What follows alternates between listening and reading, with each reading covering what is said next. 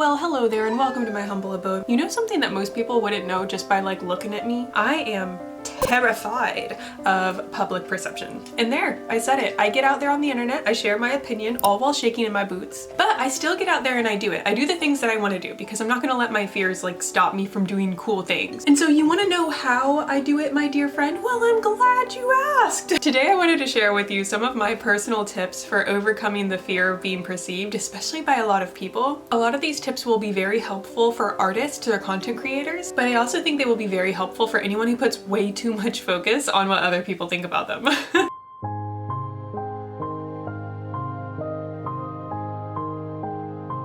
This is something that I don't know if you've already dived into at all, but I'm curious who the judge is in your head. Whenever you think about, oh, I want to share this thing, oh, I want to talk about this one thing, who is the main judge sitting on the podium? What I find happens most often whenever you're experiencing the fear of being seen, it's that you're placing somebody on a pedestal. Either it could be like a parental figure, it could be someone that you've known from a class, it could be a friend who's no longer your friend. At least I would hope not if you're there on a pedestal. I don't know what to tell you. But essentially there's someone in your life who's on a pedestal right now, who's saying things that probably contradict what you believe, but you believe them more. There's a concept in the book Untamed by Glennon Doyle, which states, I'm going to have to decide who I trust more with my life, my mother or myself. So to give you some context, in this area of the book, Glennon Doyle was at an impasse with her mother who wanted something different for her life than she did. And it was in this moment she said, I have to decide who I trust more. And for me, this concept is very closely related to the concept of being afraid to have your voice heard. Because essentially you have somebody in your head, someone that you've known in your life, or maybe it's like a mass of people, whatever that person looks like for you, they're on a pedestal right now. Like what I like to do is I visualize the pedestal just like sinking down into the earth and we're all on the same playing field. You have to realize like you are just as important as anybody else. You have just as much right to be here as anyone else, and your voice has the right to be heard just as much as anybody else. I know for myself there was a very hurtful time when I had a certain friend of mine who essentially like they stopped being my friend over me being an artist. And right when that happened, like it was kind of like a shell shock moment for me because there wasn't really any closure about it. They just stopped being my friend. And I was just like, well, dang, is being an artist going to cause me to lose friends? And for the next couple weeks following that, I made myself very small again. Like my fear of being perceived like skyrocketed. I was just like, oh my gosh, should I make myself small? Do I need to I need to hide is essentially how I felt there. Anytime I would think about showing up for myself, showing up for my artwork, I would somehow just hear this girl's voice and I would want to shrink. I would want to hide again. And depending on what you're doing in your life, it can be many different people that could be on the pedestal at different moments. It's important to recognize that that's what's happening, that you are lacking trust in yourself because someone said something that just really like stuck with you, you know? I know that for a long time, for almost my whole life, I felt the pull to either share my thoughts and opinions, or I felt the pull to show off the artwork that I'm working on. I'm also a writer. I've written poetry and short stories from a young age. And so it was always really important to me to be able to share my work, even when I was like afraid of what it might mean to other people. And for a long time, that meant I would augment or change my work so that it was like very abstract or it wasn't too revealing as to what I felt personally. And that worked for me for a long time because it meant that I was able to share my artwork without singling myself out, if that makes sense. But when I started to post on YouTube, when I started to share my opinions very directly this way, that no longer was something that was I couldn't use that excuse anymore. I couldn't hide behind my art the way that I used to. Instead, it was my own voice, my face speaking my voice, and me sharing my opinions about what I think about the world and such. I remember for years, I had a huge block. I used to post like art history videos. I think I posted about 3 videos, and then I just stopped because I had this like paralyzing fear of, what if I say something wrong, like factually incorrect? Like, how would I deal with someone commenting and saying that it was like not the right thing to be saying, you know what I mean? And factually incorrect is a whole different ball game than like morally, emotionally incorrect, because that can feel a lot heavier if someone thinks that not only that did you just make a mistake in the way that you spoke, but rather that there's something wrong with you that is revealed through what you're saying, if that makes sense. Like when someone says something that makes you go, oh man, they're not a cool person, you know what I mean? And for a really long time, I was very afraid of showing up online because I didn't want, I was very used to being the good girl, if you know what I mean. I was very used to always being able to present myself in a way where people would like me. At least that's what I thought. And it's obviously not the case. Like, this is all just like a psychological like protection mechanism. It was my attempt to be liked by all people, but there were definitely people who didn't like me.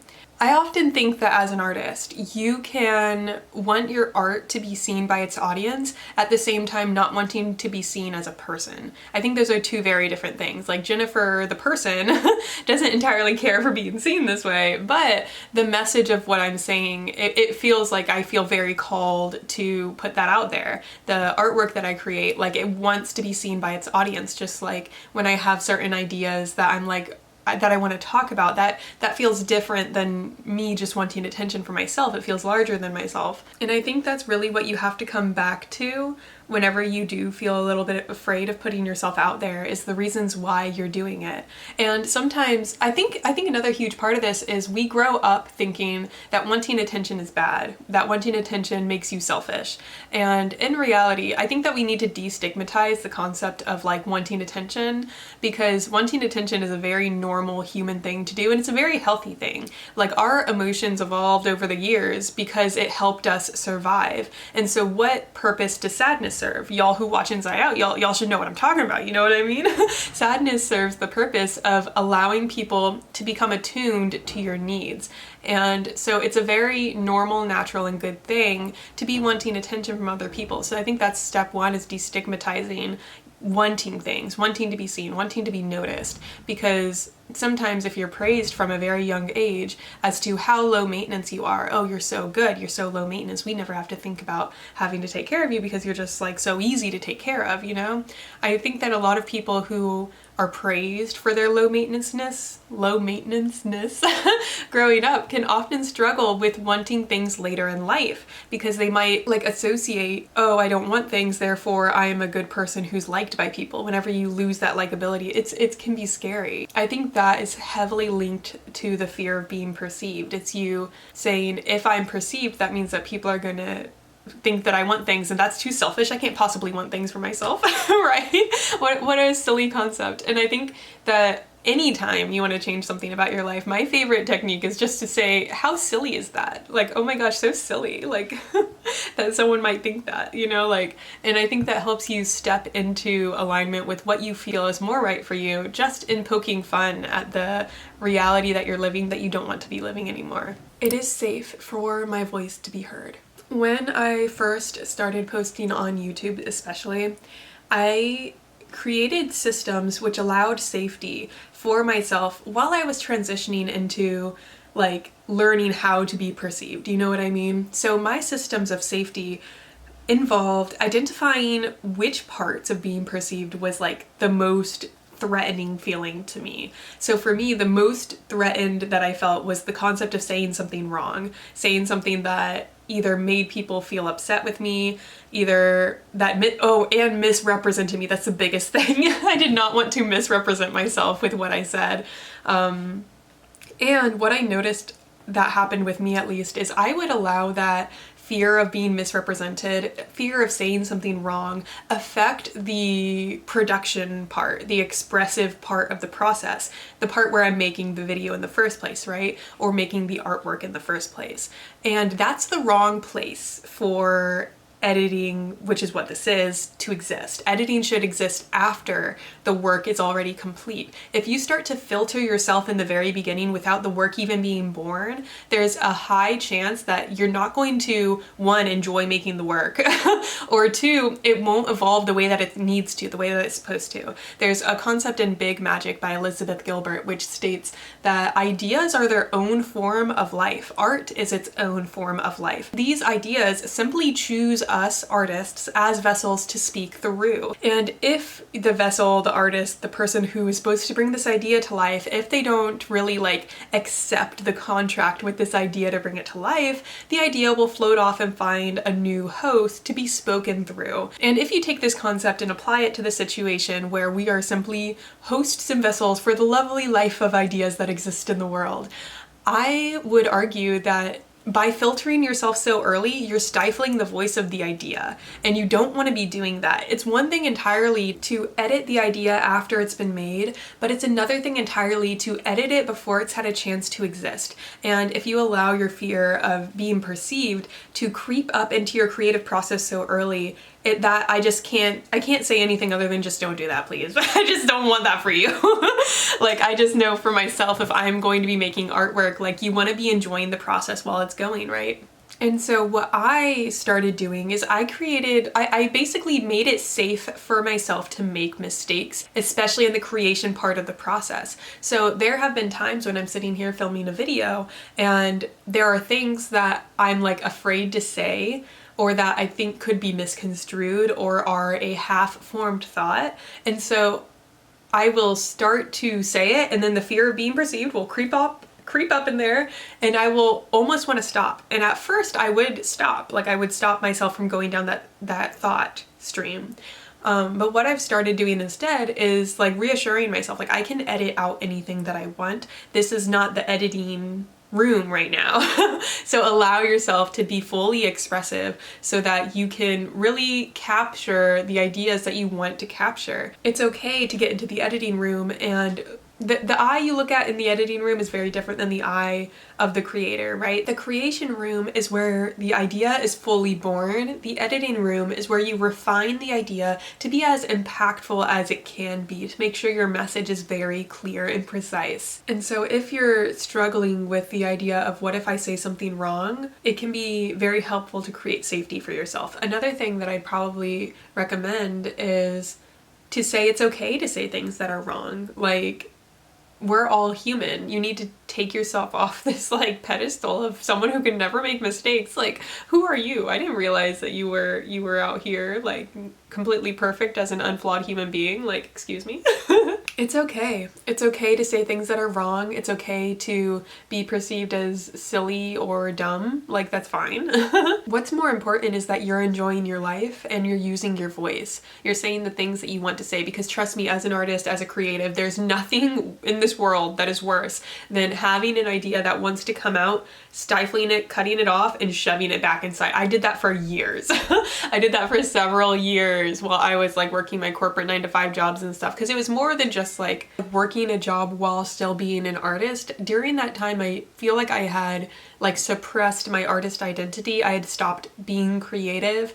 And so during that time, I would have all these moments of like my creative voice wanting to come out, and I would just shove it back down because I was afraid of showing up in the world as an artist. I was afraid that that would be weird, or I would be judged for that. And that's a whole other concept. I have considered making a video on this about the concept of, does being an artist, being a creative person, cause you to lose friends, or the different kinds of friends that are necessary for artists than are for, I don't want to say regular people, but you know what I mean. I feel like, and I don't know if this is just too fresh of a topic, because I recently had this like experience with someone who was close to me that basically unfriended me for being an artist. And I was wanting to talk about that. I don't know if you guys resonate with this at all. So if you do, please do leave a comment saying talk about the friend thing. because I have a lot of thoughts on that concept now, because as an artist, when you start to level up, when you start to ask for more of your life, when you start to establish more for your life, it can create a lot of reactions that are like either jealous or judgmental, and you have to be able to withstand the judgment, withstand the jealousy of other people while you're walking your own life. Let me know if that concept interests you at all. If the room is empty, like if there's no one here to hear you, what do you believe at the end of the day? Another thing that's really important when it comes to someone who's experiencing this fear of being perceived is to have conviction that your voice is worth hearing, and just that overall like core belief. I'm okay. It's okay to be here. It's okay to have opinions. It's okay to disagree with people. I know very early in my career as an artist, and I'm speaking from a background as a painter, a background as a songwriter, as well as a content creator, someone that just shares their opinions the way that I am right now. One of the most important things you can do for yourself is really establish the conviction you have for your beliefs and what you're making, that what you're making is worth it, and that you believe in the messaging of it. If you try to make work for someone, like for what you think other people want you to say, which is essentially like a byproduct of your fear of being perceived, right? I'm afraid of what they'll say, so I'll just make something I think they'll like. You know, that's kind of what that is if you are able to catch yourself when you're doing that, and instead of making something for other people, instead make something that's very meaningful to you. I know for myself, I made a video about like Taylor Swift's new album, and that was actually something that I was very stressed out to post, because I know that the Swifties can be a huge, like, some people are not kind in that fandom, like they're very like pitchforky.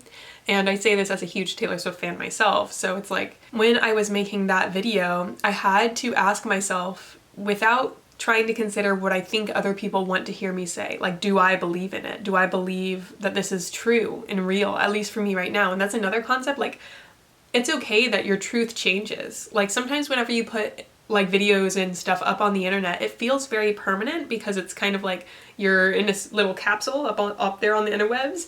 But it's okay that your truth changes. And so like, if anything, if someone leaves a comment on a video or something like that, and it ends up being something that brings new information that makes you be like, oh, I hadn't considered that before, and now you've changed your mind.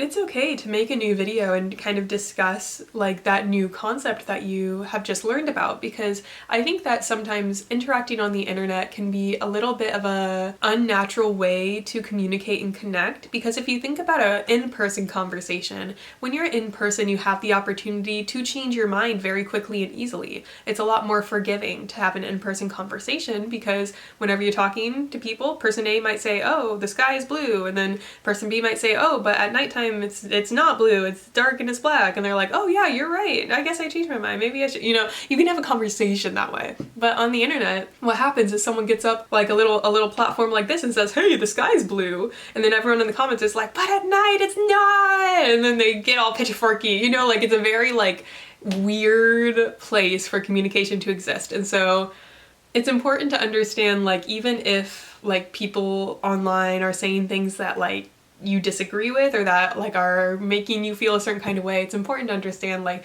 you can still have compassion for yourself. You kind of have to know who you are, have confidence in who you are, in order to combat this fear of being seen by others, because a lot of times this fear of being seen is also just heavily linked to not having enough confidence in yourself as a person. And a lot of times what I find for content creators, for artists, is there's often a common thread carried throughout your work.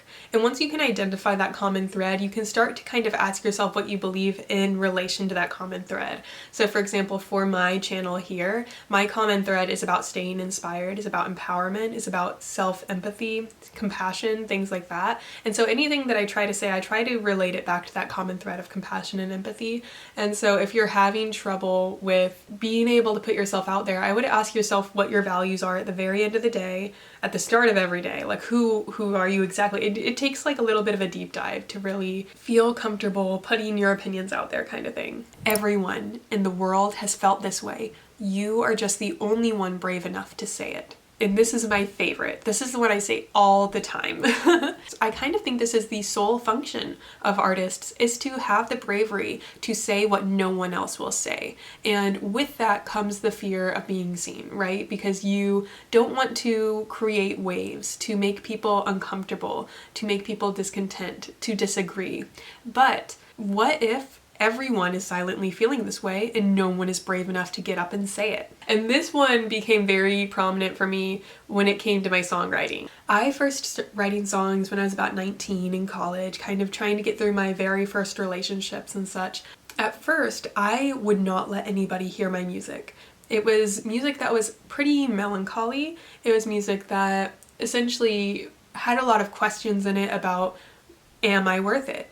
Do you actually enjoy my company? That kind of thing. I'll grow bored. I always do. Can't follow through. And I felt like all of those messages were just a little bit too like dreary, sad, no one feels this way, everyone's gonna think I'm weird for feeling this way. But what I found is the more that I shared this music, the more people said that they related to it. And that really surprised me, because when I wrote it, I felt so alone. I felt like I was the only person in the world who felt this way. And the more that I got used to sharing my music, the more I realized everybody feels this way. They're just too afraid to say that they're feeling this way. And that is what makes art powerful, is the ability to put words to an experience no one can talk about, no one is willing to talk about sometimes. Like for me, like that is like an incredible gift. And that is what makes it all worth it. The discomfort that I feel by putting myself out there is worth it if it helps someone feel a little bit more connected, if it helps someone feel like they're not alone in how they feel in the world, you know what I mean?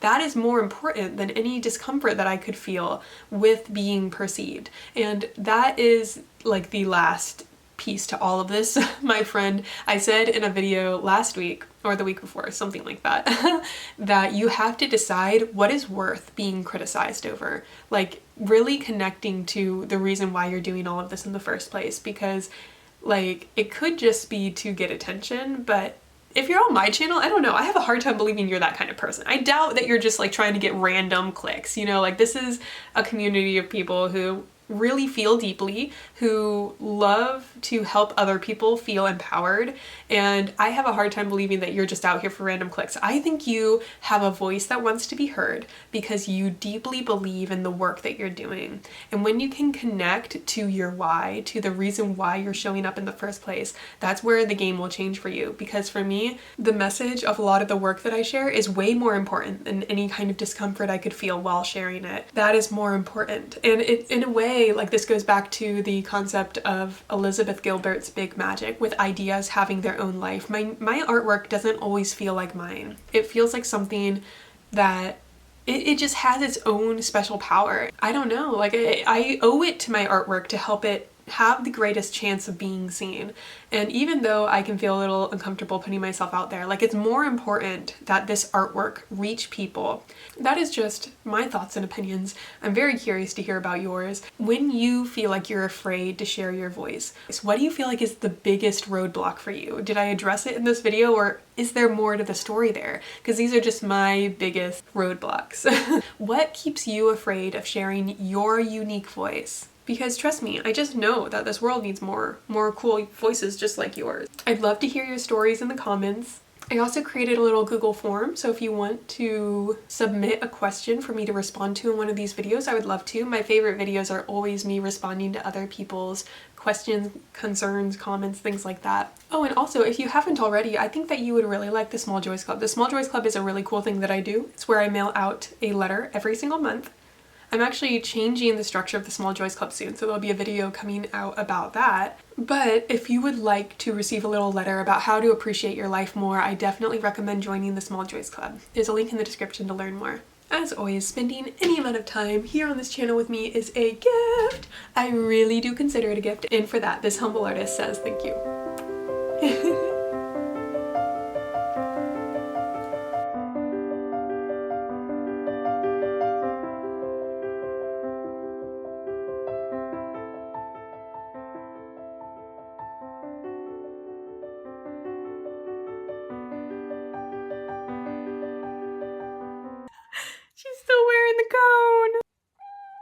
She got spayed a few days ago, so she's still wearing the cone of shame.